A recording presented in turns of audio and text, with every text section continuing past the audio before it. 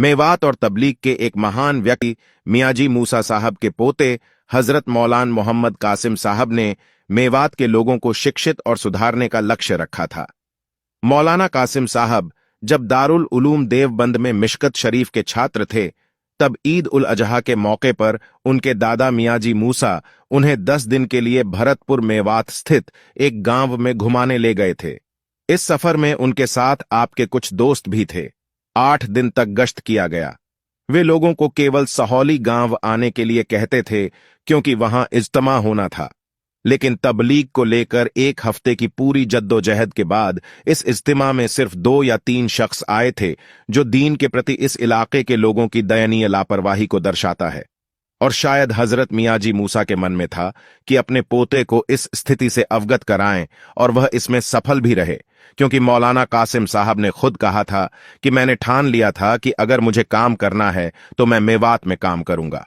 देवबंद से pass out होने के बाद उनके लिए यह असमंजस की स्थिति थी कि इस्लामी काम कहां और कैसे करें, लेकिन ऐसे असमंजस की स्थिति में उन्होंने एक ख्वाब देखा जिसमें उन्हें एक निशानी मिली, और उन्होंने मील नाम की एक जगह चुनी, खेडला। यह 1938 में जमात तबलीग के संस्थापक हजरत मौलाना इलियास द्वारा देखे गए एक सपने की व्याख्या की तरह था। जब तबलीग शुरू हुआ तब उन्होंने मेव लोगों को तबलीग काम के लिए चुना था और 18 दोस्तों के साथ मेवात का दौरा किया था।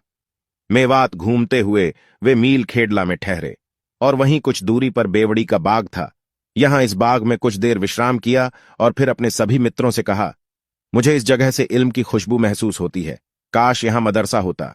मरकज निजामुद्दीन वापस आकर आपने 12 लोगों की जमात उस स्थान पर इस्लामी कार्यों के लिए भेजी, लेकिन उस मोहल्ले के लोगों के नकारात्मक रवैये के कारण उनमें से कोई भी अधिक समय तक नहीं रह सका और सभी वापस लौट गए।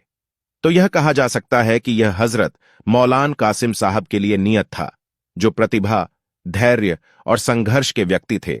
उन्होंने इस्लामी कार्यों को करने के लिए खेडला की ओर रुख किया।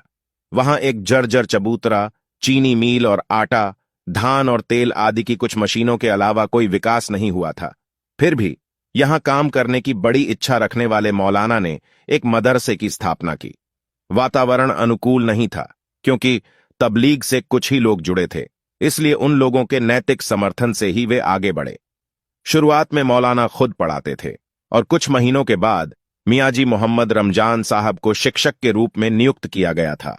हालांकि उन्हें ज्ञान कम था, लेकिन वे बड़े ईमानदार थे। मदरसे का नाम दारुल उलूम मोहम्मदिया मील खेड़ा रखा गया। 13 अप्रैल 1947 को अब्दुल हकीम नाम के अजमेर के एक छात्र की लापरवाही से एक दुर्भाग्यपूर्ण घटना घटी कि चटाई के फर्श पर लालटेन गिर गई और मदरसे में आग लग गई, और जल्द ही मिट्टी और पुआल से बना मदरसा जलकर राख हो गया। उस समय मौलाना दिल्ली में थे। जब मौलाना को इस घटना का पता चला तो वह भड़कने के बजाय छात्रों और शिक्षकों को दिलासा दिया और मदरसे के पुनर्वास के लिए एक योजना बनाई, और मदरसे को मिट्टी और पुआल से फिर से बनाया गया। मदरसे की पुख्ता तामीर 1980 के बाद से शुरू हुई और मदरसा शिक्षा और प्रगति की उच्च गुणवत्ता के रास्ते पर चला गया।